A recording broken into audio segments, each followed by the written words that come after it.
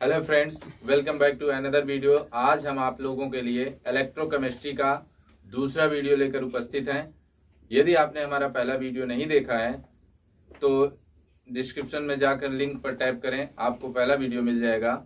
आज हम इस वीडियो में बात करेंगे नस्ट इक्वेशन की, जहाँ की आपने पिछले वीडियो में देखा था हाइड्रोजन इलेक्ट्रोड, इलेक्ट्रोकेमिकल सीरीज, इन सब बातों के बारे में। तो आइए इस वीडियो को स्टार्ट करते हैं।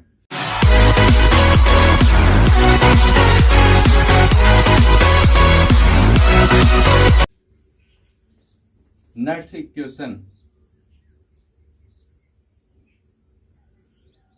नस्ट इक्वेशन जो है सामान्यतः देखने में घबराहट पैदा करती है, पहली नज़र में समझ में नहीं आता, लेकिन आज हम आपको बड़ी सिंपली बताएंगे कि नस्ट इक्वेशन होता क्या चीज़ है। आप नस्ट इक्वेशन की पहले ज़रूरत समझ लीजिए, इसकी ज़रूरत क्या है, क्यों हमें इसे पढ़ना है। जैसा कि हमने पहले वीडियो में देखा था कि स्टैंडर्ड ई सेल कैलकुलेट करने के लिए इस फार्मूले का उपयोग किए थे, और ये फार्मूला तब अप्लाई होता था जब ई विलयन की मोललता 1 मोल विलयन लिया गया हो। स्टैंडर्ड का मतलब है 1 मोल विलयन हो, सॉल्यूशन जो है उसकी मोललता 1 मोल हो, और यदि कोई ऑक्सीजन या कोई गैस है, कोई भी गैस हो, तो उसका प्रेशर जो है 1 बार हो, तब तो वह विलयन जो है स्टैंडर्ड विलयन कहलाएगा, या ऐसा सेल जो बन रहा है स्टैंडर्ड सेल कहलाएगा। लेकिन कोई ज़रूरी नहीं है कि जो भी सेल हम बना रहे हैं हर सेल में विलयन जो है स्टैंडर्ड ही हो, क्योंकि हर जो विलयन अलग अलग सेल बन रही है उसमें एक मोलरता और हाइड्रोजन गैस की बार एक बार ही और प्रेशर चेंज भी हो सकता है। तो इन्हीं सब को डिसाइड करने के लिए, जैसे हम दूसरा सेल बना रहे हैं, तो अगर ये कंडीशन नहीं है तो उसका आप ई सेल कैसे कैलकुलेट करेंगे, उसी को कैलकुलेट करने के लिए हम नस्ट इक्वेशन को पढ़ते हैं। नस्ट इक्वेशन की इसीलिए उपयोगिता है। तो आइए हम नस्ट इक्वेशन को पहले लिख लेते हैं, होता क्या चीज है। नस्ट इक्वेशन ई सेल, हम ई सेल कैलकुलेट करते हैं। E naught cell minus RT upon NF ln QC। ये नस्ट इक्वेशन का प्रारूप है। इसमें हर पदों का जो है क्या मान होगा, क्या नाम है, इसको देखते हैं।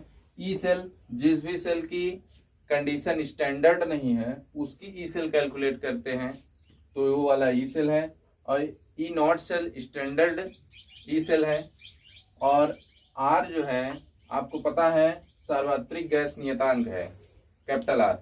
और टी क्या है, टी टेम्परेचर है, परम ताप जिसको बोलते हैं स्टैंडर्ड टेम्परेचर। एन क्या है, नंबर ऑफ इलेक्ट्रॉन है।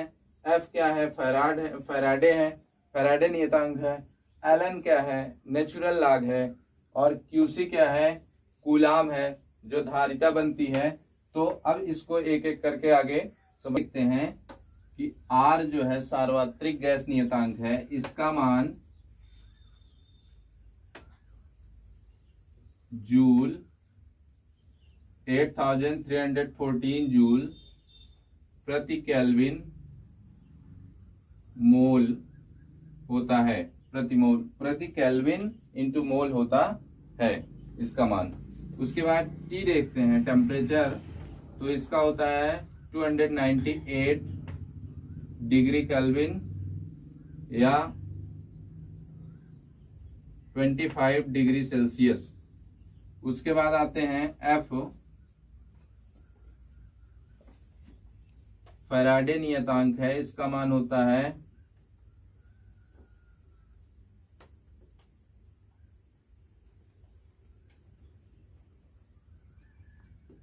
उसके बाद आते हैं एन नंबर ऑफ इलेक्ट्रॉन है, नंबर ऑफ इलेक्ट्रॉन।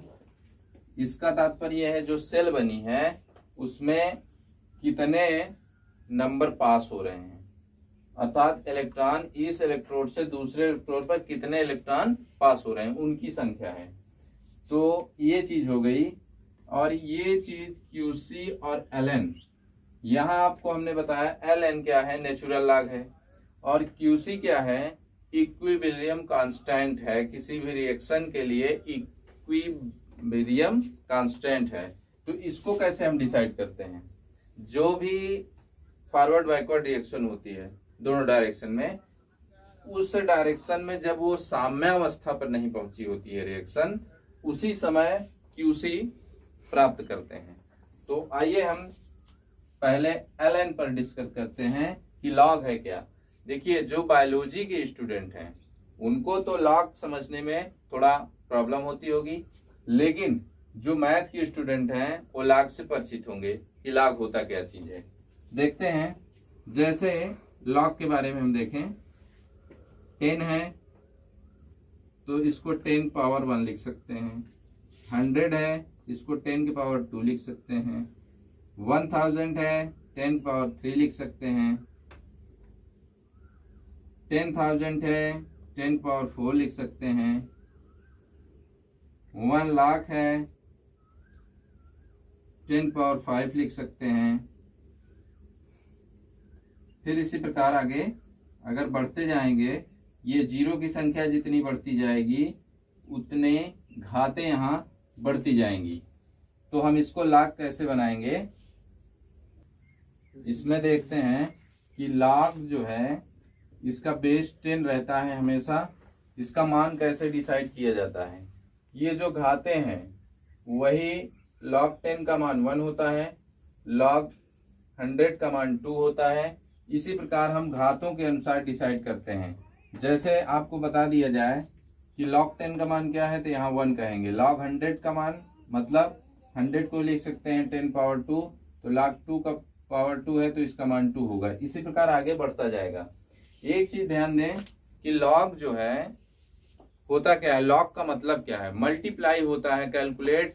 जैसे कोई भी चीज है हर सेकंड दुगनी हो रही है, मान लीजिए दूध है आपका या मट्ठा है, दही जो बनाते हैं उसमें बैक्टीरिया है, तो बैक्टीरिया हर 2 मिनट पे 2 गुना हो जाता है। जैसे एक बैक्टीरिया है तो दूसरे मिनट पे तो 2 हो जाएगा, फिर चौथे मिनट पे 4 हो जाएगा, मल्टीपल में बढ़ रहा है, तो उसको हम क्या बोलते हैं, लॉग। लॉग का मतलब मुख्यतः यही होता है मल्टीपल में कोई चीज ग्रोथ करना। जैसे आप समझिए, एक कहानी प्रचलित है कि एक दानी राजा था, उसने पूछा एक भिखारी से कि आपको क्या चाहिए, तो उसने कहा कि हमको बस वही दे दो जो शतरंज की खाने होते हैं, 64 खाने होते हैं शतरंज में, पता है ना, 64 खाने होते हैं। एक खाने में जितने खाने आप कैलकुलेट करते जाओ उसमें चावल का दाना डबल करते जाओ, उतना ही चावल मुझे दे दो। यहाँ 1 है तो इसमें 2 चाहिए, फिर 2 है तो 3 4 चाहिए, इसी प्रकार डबल करते चले जाओ, उतने चावल के दाने मुझे दे दो। तो उसमें क्या हुआ, राजा सोचा कि बड़ी सिंपल सी बात है, लेकिन वो बहुत बड़ी चीज बोल गया, राजा दे नहीं पाया उसको। तो सेम यहाँ लॉग वाली चीज वही है। अगर आप ये कहानी सुने हैं तो लॉग वही चीजें हैं, ये समय के अनुसार मल्टीप्लाई होता जाता है, 2 गुना 4 गुना, 2 से 4, 4 से 16, 16 से 256, उसका डबल होता जाएगा। डबल मतलब मल्टीप्लाई 2 से नहीं, उसका डबल होगा, वर्ग आप समझते हो ना, उस प्रकार से बढ़ता है। तो यहाँ लॉग होता है। अब हम जो देख रहे हैं कि नेचुरल लॉग, नेचुरल लॉग आप एक चीज जान लीजिए, लॉग ई बेस यक्स, ई बेस यक्स इस प्रकार लिखते हैं। तो लॉग ई बेस का मान अक्सर जो है 2.71 लिखा जाता है, 2.71। लेकिन हम एक चीज ध्यान दें कि हमको नेचुरल लॉग लेना है, तो ये जो log 10 हो रहा है आपका, log 10 इस प्रकार कैलकुलेट किया जाएगा कि natural log 2.303 multiply ln equal log 10। ये है ln। कहने का मतलब यदि हम जब सवाल लगाने लगेंगे नेक्स्ट इक्वेशन बेस्ड, तो उसमें देखेंगे कि ln को जो कैलकुलेट करना है, ln को हम कैलकुलेट करने log बेस 10 के अकॉर्डिंग कैलकुलेट करेंगे। 2.303 into ln equal log base 10। ठीक है, तो फिर आगे बढ़ते हैं। अब इसको कि इसमें QC क्या होता है। हम ln तक तो समझ लिए नेचुरल लॉग क्या है, अब QC देखें। इसमें जो है QC क्या है। QC जो है देखते हैं हम, जो सेल में रिएक्शन होती है Zn सॉलिड और ये एक्वस फॉर्म में है कॉपर,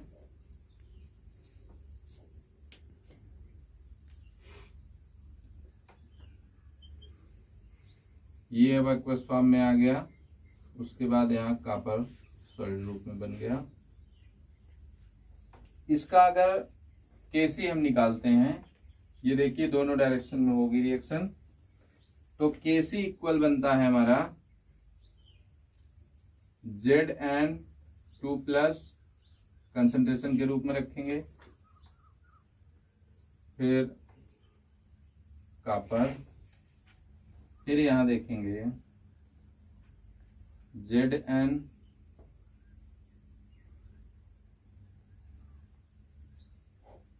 इसको शायद आप लोगों ने 11 क्लास में पढ़ी होगी कि केसी होता क्या चीज है। केसी, अब देखिए ये कब केसी है, जब रिएक्शन साम्यावस्था में है, इक्विलिब्रियम स्टेट में है। यदि इस कंडीशन में नहीं है, तब हम यहाँ केसी अगर मान लीजिए इसको हटा देते हैं, क्योंकि ये मान लीजिए 1-1 ग्राम है तो इसको हटा दिए, कट गया। तो ये जो बचता है, अगर साम्यावस्था में नहीं है तो इसको हम लिखते हैं QC, इसको बोलते हैं क्वेश्चन बेस। यहाँ जो बनेगा हमारा Zn2 प्लस और Cu2 प्लस, तो यही हमारा QC प्राप्त होगा। देखिए इस रिएक्शन को अब हम नए रूप में लिखते हैं, तो बनता क्या है। इसको लिखने के बाद आगे बढ़ें। सेल माइनस 2.303 RT अपान NF log 10, ये अब log 10 के रूप में बन गया। क्यों? क्योंकि अभी हमने कहा जब 2.303 को ln से गुणा किया जाता है तो log के रूप में बन जाता है। ठीक है, log 10 के रूप में। उसके बाद यहाँ हम QC लिखें। ये जो है आप QC कहाँ से रखेंगे, पूर्व जो हमने रिएक्शन लिखी थी वहां से। देखिए यहाँ पर आप ई सेल कैलकुलेट करते हैं तो स्टैंडर्ड रिडक्शन पोटेंशियल हो गया। उसके बाद R का मान पता है आपको, T का मान पता है, तो यदि इनको कैलकुलेट करेंगे तो हमें मिलेगा 0.0503। R और F सिंपली है। यहाँ पर N भी आप नंबर ऑफ इलेक्ट्रॉन पर डिपेंड करता है क्या बनेगा क्या नहीं, तो मल्टीप्लाई log 10 QC।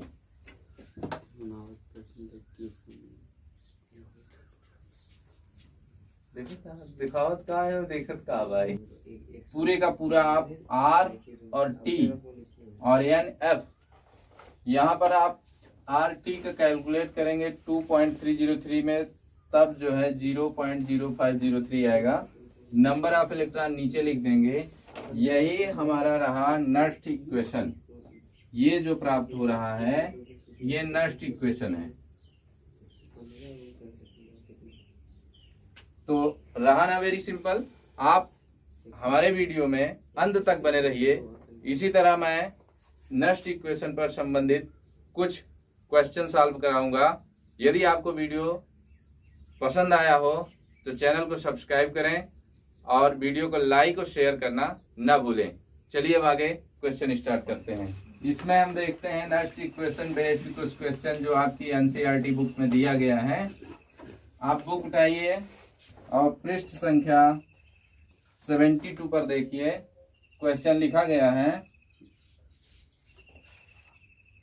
आपको क्वेश्चन स्क्रीन पर भी दिखता होगा। दिया है एक सेल जो है, सेल रिएक्शन दी है। मैग्नीशियम सॉलिड फॉर्म में है, सिल्वर की मोलरता जो है इसकी कंसंट्रेशन 0.0001 मोलर और रिएक्शन हमारी बन रही है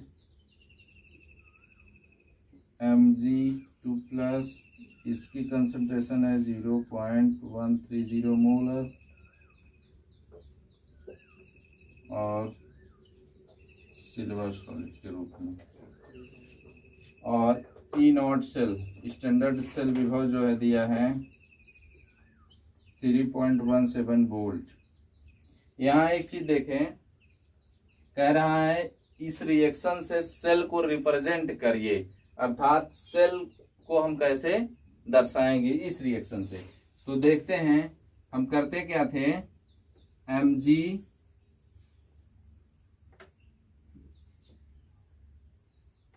एक छोटी सी लाइन खींचते थे, फिर Mg2+,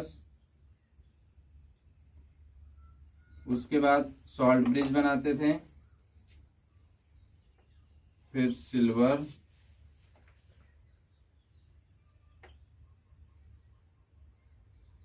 इस प्रकार ये हमारी सेल बन जाती है। इस सेल को प्रस्तुत करने का तरीका है। अब आते हैं, सवाल लगाते हैं कि हमको इस सेल का ई सेल निकालना है, स्टैंडर्ड सेल विभव। देखते हैं ई सेल बराबर हमने नस्ट इक्वेशन लिखा। देखिए इसकी क्यों हम नस्ट इक्वेशन का यूज करेंगे। अभी हमने बताया था नस्ट इक्वेशन की उपयोगिता कि यदि स्टैंडर्ड कंडीशन नहीं होती हैं तब नस्ट इक्वेशन का यूज करते हैं। देखो इसकी मोलरता अलग है, इसकी मोलरता अलग है जो सॉल्यूशन लिया गया है। तो डिफरेंस विभव वाले सॉल्यूशन है, ई सेल बराबर हो जाएगा E naught cell minus 0.0503 upon n log QC। यही था ना नेक्स्ट इक्वेशन। अब इसमें सारी जो हमें प्राप्त है मान उनका रख देंगे, तब फिर कैलकुलेट करेंगे क्या आता है क्या नहीं। ऊपर लिखिए, हम इरेज कर। E naught cell minus 0.0503 by n log QC। देखें ई सेल आपको कैलकुलेट करना है, इक्वल ई नॉट सेल का मान है 3.17 वोल्ट माइनस इसको आप रखिए 0.0591। 503 को थोड़ा सिंप्लीफिकेशन करने के लिए हमने इतना मान रखा है, अपान नंबर ऑफ इलेक्ट्रॉन। इस रिएक्शन में 2 इलेक्ट्रॉनों का आदान प्रदान हो रहा है, आप यहाँ 2 लिखेंगे। उसके बाद log 10 QC। यहाँ जो है QC जो प्राप्त होगा, आप QC की जगह क्या लिखेंगे, कंसंट्रेशन ऑफ जो मैग्नीशियम की है और सिल्वर की है, दोनों की जो मोलरता भी हमने देखा है 3.17 वोल्ट। लिख लेते हैं जल्दी से इसको। उसके बाद इसमें हमने देखा था 0.130, ये मैग्नीशियम की कंसंट्रेशन है और सिल्वर की कंसंट्रेशन 0.0001 के पावर 2 टाइम है। 3.17 वोल्ट इसको पूरे को कैलकुलेट करेंगे, यहाँ फार्मूला आपका लगेगा log m/n। आप पढ़े होंगे log m/n जब भाग दिया जाता है तो log m minus log n रख के हल किया जाता है। इसको जब आप हल करेंगे तो लगभग 0.21 वोल्ट आएगा और घटाने पे हमारा ई सेल प्राप्त होगा 2.69 वोल्ट। ये हमारा रहा ई सेल, जो कि आपके बुक में दिया भी है। सॉरी, यहाँ पर 69 है, 69 ना होके 96 है। हम इसको इरेज कर देंगे तो आप आसानी से इसको लिख सकते हैं ऊपर वाला।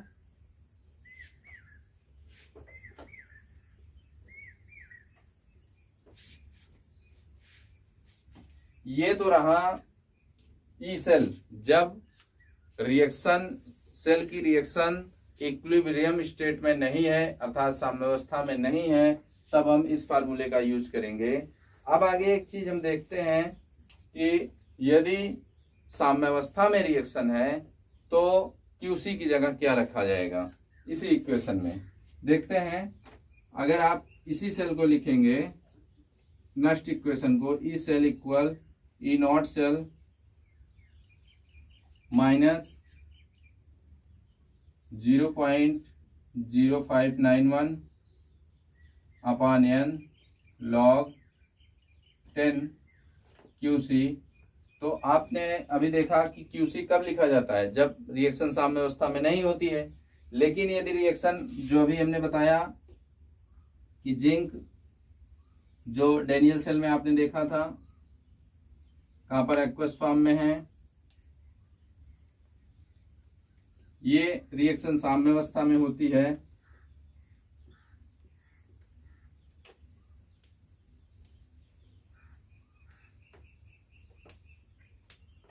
तब जो है ई सेल आपका, जब रिएक्शन साम्यावस्था में होती है तो आप कैलकुलेट करके पाएंगे कि ई सेल हमारा 0 प्राप्त होता है।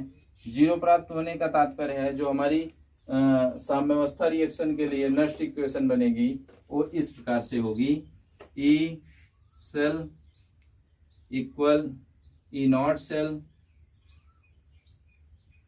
Minus 0.0591 upon n log 10। QC की जगह आप KC रख देंगे, QC की जगह KC रख देंगे। यही डिफरेंस है जब रिएक्शन साम्यावस्था में है। तो जल्दी से आप स्क्रीनशॉट ले लीजिए। हम आगे बढ़ते हैं इसी वीडियो पर और सवालों पर चर्चा करते हैं जो कि आपके एनसीईआरटी बुक में दिया भी गया। स्टार्ट। आगे हम क्वेश्चन बेस्ड इस पे देखने से पहले कि कौन सा न्यूमेरिकल कैसे हल होता है, सिंपली आप मत जाइए, ये इसी प्रकार से दिया रहेगा, आप हल कर सकते हैं।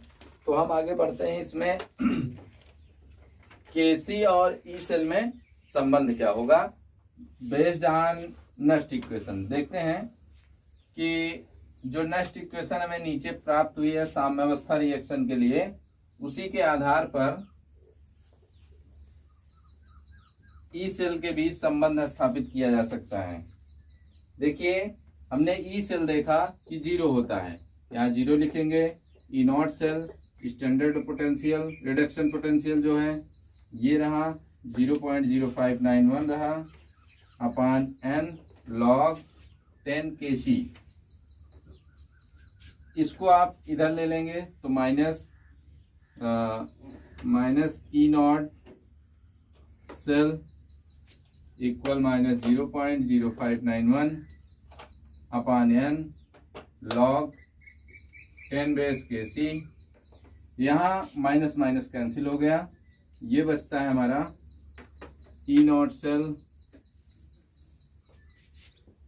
0.0591 upon n log 10 into KC।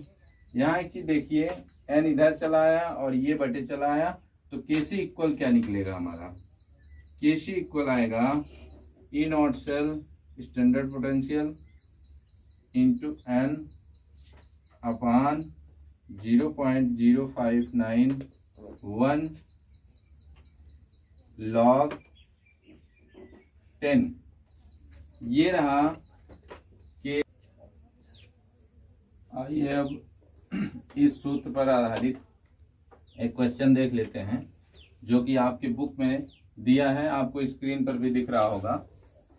सवाल है कि एक साम्य स्थिरांक रिएक्शन दी गई है, उसका आपको साम्य स्थिरांक है, साम्यावस्था पर रिएक्शन दी गई है, उसका साम्य स्थिरांक परिकलित करना है, अर्थात केसी परिकलित करना है। तो यहाँ हम देखते हैं रिएक्शन ये दिया है, बुक में आप देखेंगे स्पष्ट है।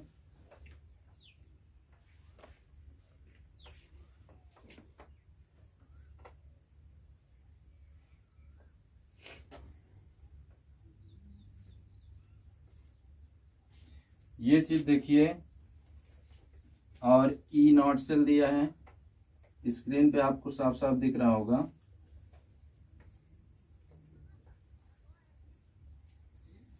अब हम इसी फार्मूले का प्रयोग करते हुए इसको कैलकुलेट करेंगे केसी को। तो देखते हैं केसी इक्वल जो हमारा प्राप्त होगा, अभी नीचे हमने लिखा भी था कि केसी इक्वल होता क्या चीज है। तो देखें ई नॉट सेल कितना दिया है, ये 0.46। तो आप डायरेक्ट यहाँ सूत्र लिखा हुआ है यहीं रख दीजिए, 0.46 volt equal 0.059 upon number of electron कितने हो रहे हैं, 2 इलेक्ट्रॉन चेंजेज हो रहे हैं इस सब क्रिया में, और लॉग केसी 10। लॉग 10 का मतलब वही चीज है, 10 का मतलब 1 होता है, लॉग 10 का मतलब 1, यहाँ हम लिखेंगे नहीं। तो केसी लॉग केसी, आपको केसी यहाँ गुणा कर दीजिए, इसको डिवीजन में ले लीजिए। लॉग केसी इक्वल हो जाएगा 0.46 वोल्ट इंटू 2 अपान 0.059 वोल्ट, ये आएगा 15.6। आप कैलकुलेट करेंगे तो 15.6 निकलेगा। तो केसी इक्वल हमें प्राप्त होगा, यहाँ एंटी लॉग लगाना पड़ेगा, लॉग एंटी लॉग, ये आप लिखेंगे एंटी लॉग, क्योंकि लॉग इधर है उधर जाएगा।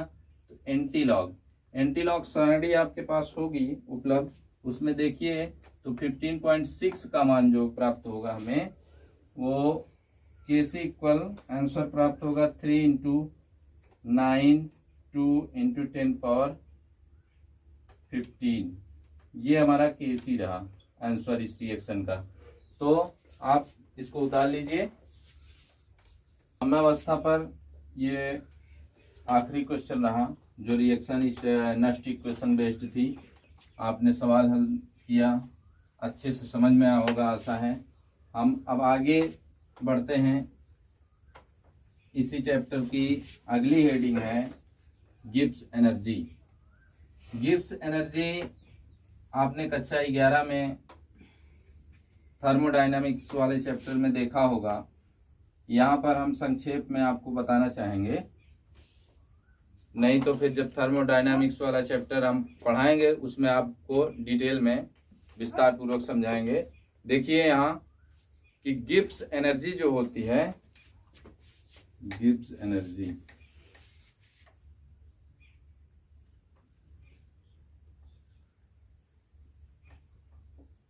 ये क्या चीज है। जो रिएक्शन किसी भी सेल में रिएक्शन होती है, तो रिएक्शन के थ्रू जो हमारी एनर्जी उत्पन्न होती है, एनर्जी को वर्क में कन्वर्ट करते हैं।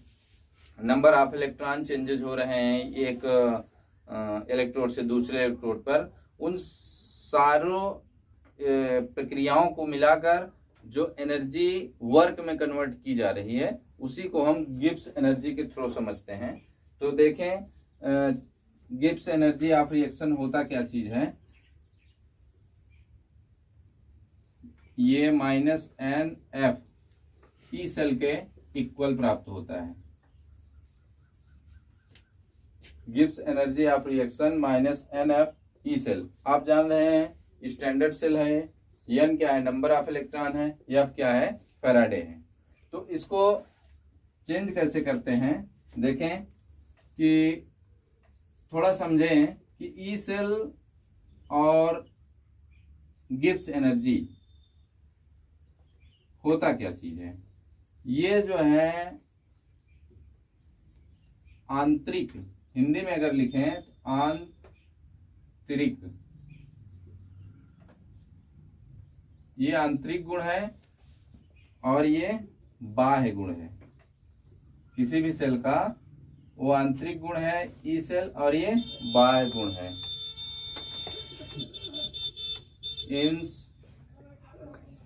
Intrinsic property.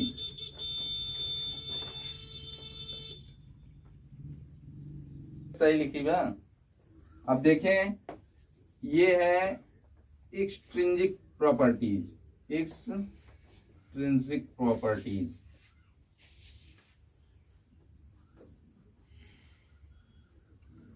देखिए, इसको एक रिएक्शन के थ्रू समझते हैं कि आंतरिक और बाह्य क्या मतलब क्या है। यहां हम देखेंगे अभी जो रिएक्शन लिखे थे, Zn सॉलिड था, ये एक्वस फॉर्म में है और Zn2+ हो रहा है, 2 इलेक्ट्रॉन लेके कॉपर सॉलिड बन रहा है। ये चीजें हैं क्या, इसको समझने का प्रयास करें अगर, तो देखिए जो ई सेल है, यदि हम इसमें 2 इलेक्ट्रॉनों का आदान प्रदान हो रहा है तो ई सेल अगर इसका 2 इलेक्ट्रॉनों पे जितना आ रहा है उसके अलावा और कुछ नहीं आने वाला है। लेकिन यदि हम संख्या इसकी बदल दें, मान लीजिए 2 2 2 हर जगह आपने लगा दिया, तो जो गिब्स एनर्जी इस सेल से मिल रही थी वो हमें डबल हो जाएगी, जितना पहले मिलती थी उसकी अपेक्षा डबल हो जाएगी। अर्थात जितनी आप क्वांटिटी लेंगे, मटेरियल की जितनी क्वांटिटी लेंगे, गिब्स एनर्जी उससे डिपेंड करती है। लेकिन ई सेल अस्थाई होता है, इसीलिए यहां लिखा है इंट्रिंसिक प्रॉपर्टी है। ठीक है, तो अब आप देखेंगे यही फार्मूला क्या बन जाएगा। अभी देखो, जब 2 नहीं लगा था तो 2 इलेक्ट्रॉन इधर उधर हो रहे थे, इलेक्ट्रोड पे ट्रांसफर होते हैं, लेकिन 2 लग गया तो 4 इलेक्ट्रॉन इधर उधर ट्रांसफर होने लगे। तो हमारा जो ये बनेगा delta R G, Gibbs energy of reaction, वो बन जाएगी 4F E cell, 4F E cell. तो ये रहा गिब्स एनर्जी और ई सेल में डिफरेंस। बंद चार के निकाल के बंद कर। ये गिब्स एनर्जी और ई सेल में डिफरेंस रहा। अब आगे हम देखते हैं कि यदि स्टैंडर्ड पोटेंशियल, रिडक्शन पोटेंशियल निकालना है तो उसकी Gibbs energy, standard Gibbs energy क्या बनेगी, उसके लिए फार्मूला क्या हमारा अप्लाई होगा। तो देखें, यहीं आप स्टैंडर्ड सेल के लिए निकाल लीजिए, Gibbs energy of standard cell equal, ये दोनों चीजें वही रहेंगी और यहाँ स्टैंडर्ड रिडक्शन पोटेंशियल लग जाएगा। तो अभी आपने देखा, एक तो ये हो गया, स्टैंडर्ड रिडक्शन पोटेंशियल के लिए आपने फार्मूला क्या कैलकुलेट किया था स्टैंडर्ड रिडक्शन पोटेंशियल का, उसको आप रख दीजिए यहाँ। ये हमारा बन जाएगा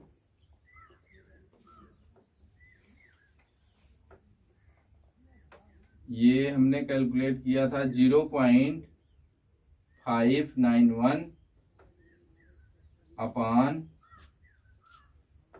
n इंटू log kc, ये कैलकुलेट किए थे पीछे। तो ये फार्मूला ये बन गया। अब यहाँ अगर आप दूसरी चीज देखें, संबंध की बात है, नस्ट इक्वेशन से संबंधित, तो ये NF ई सेल में आप देखेंगे तो यहाँ एक चीज और लिख सकते हैं, NF की जगह 0.0231 upon NF RT into log QC, ये भी था। तो एक चीज यहां देखें कि NF कट गया तो हमारा बनता है Gibbs energy of E naught cell ये -0.0231 RT log QC। ये कुछ इस गिब्स एनर्जी के संबंधित समीकरण रहे नस्ट इक्वेशन से। इन्हीं इक्वेशन बेस्ड परीक्षा में सवाल पूछे जाएंगे, जिस पर आपको सवाल आपको गिब्स एनर्जी से संबंधित कुछ क्वेश्चन हल करवाते हैं, जो कि आपको स्क्रीन पे स्पष्ट रूप से दिख रहा होगा। हम अपनी बुक से लिख लेते हैं बोर्ड पे। ये दिया है कि डैनियल सेल, एक डैनियल सेल है जिसके थ्रू हम वो निकालेंगे, इसका गिब्स एनर्जी कैसे ज्ञात करेंगे।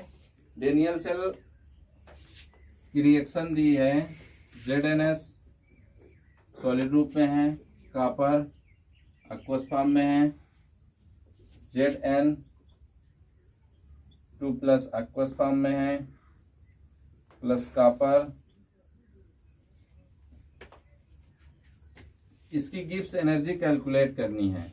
इलेक्ट्रोड विभव, इसका इलेक्ट्रोड विभव दिया है, मानक इलेक्ट्रोड विभव, अर्थात ई नॉट सेल जो है 1.1 वोल्ट दिया है, और आपको मानक गिब्स एनर्जी निकालना है, स्टैंडर्ड गिब्स एनर्जी। तो देखें इसमें जो जो दिया है उसके अकॉर्डिंग अगर जाते हैं तो ये delta RG equal -NF E naught cell ये होता है। तो N क्या है, नंबर ऑफ इलेक्ट्रॉन है। तो इस रिएक्शन में देखिए नंबर ऑफ इलेक्ट्रॉन कितने हैं, 2, और F फैराडे नियतांक का मान आपको पता है। सिंप्लीफिकेशन करने के लिए हम 4, 8, 7 को डायरेक्ट इतना लिख लेते हैं, कूलाम प्रति मोल। उसके बाद ई नॉट सेल आपको दिया गया है 1.1 वोल्ट। इसको पूरे का आप कैलकुलेट कर देंगे तो सीधा सीधा मिल जाएगा। हम कैलकुलेट नहीं कर रहे हैं, डायरेक्ट लिख दे रहे हैं, इतना किलो जूल प्रति मोल, इतना किलो जूल प्रति मोल। के बाद हम अगला क्वेश्चन देखते हैं, जो कि थोड़ा सा टफ है लेकिन मोस्ट इम्पॉर्टेंट क्वेश्चन है point of view exam. Exam में आपको इस तरह के क्वेश्चन छोटे दिखते हैं और दिमाग को हिलाने वाले होते हैं, आसानी से समझ में आते नहीं, लेकिन आप हमारी वीडियो देखने के बाद इस तरह के क्वेश्चन बड़ी आसानी से कर पाएंगे। देखिए इसमें लिखा है NCERT यूपी बोर्ड की जो बुक है उसमें दिया है 74 पृष्ठ पर कि pH 10, आपको स्क्रीन पर भी दिखता होगा, pH का मान 10 है, pH का मान 10 है के विलयन के संपर्क वाले हाइड्रोजन इलेक्ट्रोड विभव का परिकलन कीजिए। हाइड्रोजन इलेक्ट्रोड विभव का परिकलन, तो देखें हाइड्रोजन इलेक्ट्रोड हमने क्या लिखा था, हाइड्रोजन इलेक्ट्रोड क्या था, प्लेटिनम थी, उसके बाद एक हाइड्रोजन आयन था, फिर एक हाइड्रोजन गैस बनती थी। तो इस प्रकार से हमने क्या बनाया था, हाइड्रोजन इलेक्ट्रोड। हाइड्रोजन इलेक्ट्रोड का पीएच मान यदि 10 दे रहा है तो आपको इसकी कंसंट्रेशन पहली चीज तो आप एक चीज जान लीजिए कि स्टैंडर्ड हाइड्रोजन इलेक्ट्रोड है तो उसकी कंसंट्रेशन, ये गैस है तो इसका 1 बार प्रेशर होगा और इसकी कंसंट्रेशन 1 मोलरता होगी ना, 1 मोल होगा जो सॉल्यूशन लिया गया है। तो इसको हम निकालने के लिए देखें तो दिया है पीएच इक्वल बराबर होता है, हम जानते हैं, -log हाइड्रोजन आयन सांद्रता। अब हाइड्रोजन आयन सांद्रता हम कैलकुलेट मान तो रहे हैं कि 1 मोलर होगा, लेकिन यहाँ पीएच मान के अकॉर्डिंग हाइड्रोजन आयन सांद्रता कुछ और मिलेगी आपको। तो इस लॉग को कैंसिल करने के लिए हम एंटी लॉग का यूज करते हैं। एंटी लॉग गुणे पीएच माइनस लॉग इंटू, यहां आप एंटी लॉग लगाएंगे। ठीक है, तो एक चीज देखें, एंटी लॉग से लॉग तो कैंसिल हो गया। अब एंटी लॉग यहाँ पीएच क्या है, एंटी लॉग पीएच क्या है 10 दिया है ना, एंटी लॉग 10 और पीएच यहाँ हाइड्रोजन आयन सांद्रता हो गई। तो ये बनेगा, सिंपल सा तरीका है एंटी लॉग करने का कि अगर यहाँ 10 दिया है तो हाइड्रोजन आयन सांद्रता जो हमारी बन रही है वो बन रही है 10 बेस माइनस 10। ये तो हाइड्रोजन आयन सांद्रता होगी।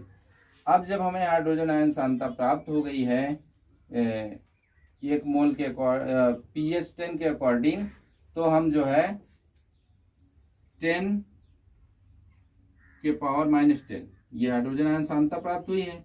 इसी के अकॉर्डिंग हम अब सवाल लगाएंगे, कुछ करना नहीं है, नेक्स्ट इक्वेशन में पूरी वैल्यू रखते हैं जो पीएच इक्वेशन हमें दिया था, पीएच मान 10, तो यहाँ रखेंगे।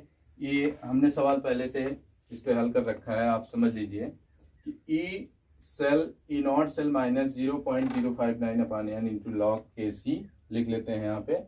तो E naught cell standard hydrogen electrode है, उसका मान 0 होता है जैसा कि हमने बताया था। और यहाँ जो रिएक्शन होती है हाइड्रोजन इलेक्ट्रोड, आप देख रहे हो हाइड्रोजन आयन जो है 1 इलेक्ट्रॉन ग्रहण करके क्या बना रहा है, हाइड्रोजन गैस बना रहा है। ये रिएक्शन हो रही है, अर्थात यहाँ 1 इलेक्ट्रॉन लिया गया है, तो इसको इतना लिख दिए इंटू ये मान हाइड्रोजन आयन की सांद्रता 10 पीएच 10 के अकॉर्डिंग हमने कैलकुलेट किया था अभी। उसके बाद ये लिखे, फिर log m/n का फार्मूला लगाए, log 1 माइनस log 10 बेस 10 हो गया। तो इसको 10 बेस 10 है, इसको आगे आ जाएगा माइनस 10 हो जाएगा, log 1 का मान 0 होता है। मैथ वाले जो स्टूडेंट उनको अच्छी तरह समझ में आता होगा, इसको यहाँ लिख दिए, उसके बाद माइनस माइनस प्लस हो गया और log 10 का मान 1 होता है। 10 मल्टीप्लाई 1, इसको मल्टीप्लाई करने के बाद माइनस 0.591 ई सेल आ गया। एक ऐसे सेल का स्टैंडर्ड पोटेंशियल विभव है जो जिसका पीएच सॉल्यूशन का पीएच मान कितना है 10 है। तो आप इसको बेहतर तरीके से स्टडी करिए, स्क्रीनशॉट ले लीजिए, और आगे जो है फिर हम दूसरे इसी टाइप के क्वेश्चन आपके बुक्स में और दिए गए हैं, जिन पर हम विस्तार पूर्वक चर्चा समय कम रहने के कारण नहीं कर पा रहे हैं। यदि आपको वो क्वेश्चन नहीं समझ में आते हैं तो आप हमसे इसी टॉपिक पर डिपेंडेड हैं, आप हमसे कमेंट बॉक्स में पूछ सकते हैं, उसके लिए हम अलग से वीडियो बना देंगे आपके लिए। फिलहाल इस वीडियो में यहीं तक। अगले वीडियो में हम आपसे मिलते हैं कंडक्टिविटी ऑफ इलेक्ट्रोलाइट सॉल्यूशन, या जो सेल बनती हैं, जो बैटरियां बनती हैं, उनमें एनर्जी कन्वर्टेड कैसे होती हैं, किस प्रकार से सेल की क्षमता बढ़ाई जाती है, घटाई जाती है, तमाम इन्हीं बिंदुओं को हम चर्चा करेंगे। तब तक के लिए धन्यवाद।